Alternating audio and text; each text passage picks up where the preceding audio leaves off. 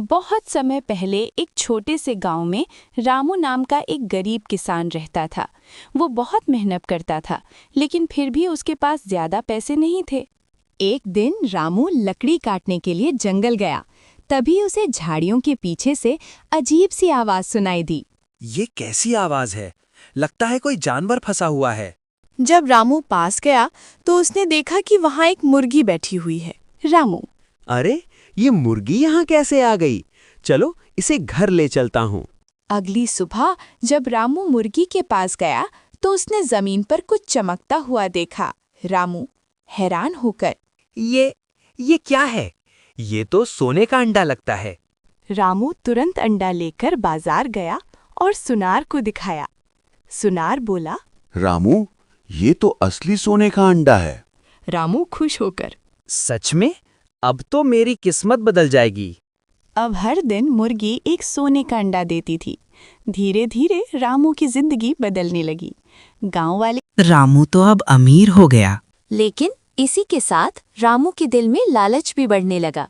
एक दिन रामू का दोस्त श्याम उससे मिलने आया। श्याम बोला, रामू, तुम्हारे पास इतने पैसे कहाँ से आए? रामू बोला, मेरी मुर्गी हर दिन सोने का अंडा देती है। श्याम लालच से बोला, अगर तुम मुर्गी को काट दोगे तो तुम्हें सारे सोने के अंडे एक साथ मिल जाएंगे। उस रात रामू सो नहीं पाया। उसके दिमाग में बस एक ही बात घूम रही थी। रामू सोचते हुए, अगर मुझे सारे सोने के अंडे एक साथ मिल जाएं, तो मैं बहुत अमीर बन जाऊंगा। अगली सुबह रामू ने मुर्गी को पकड़ लिया। रामू लालच में पड़ आज मुझे सारे सोने के अंडे मिल जाएंगे। और उसने मुर्गी को काट दिया। लेकिन जैसे ही उसने मुर्गी का पेट खोला, वो हैरान रह गया। रामू घबराकर, ये कैसे हो सकता है? अंदर तो एक भी सोने का अंडा नहीं है। अब मुर्गी मर चुकी थी और रामू के पास कुछ भी नहीं बचा। रामू जमीन पर बैठकर रोने लगा। मेरे लालच ने सब कुछ खत्म कर दिया।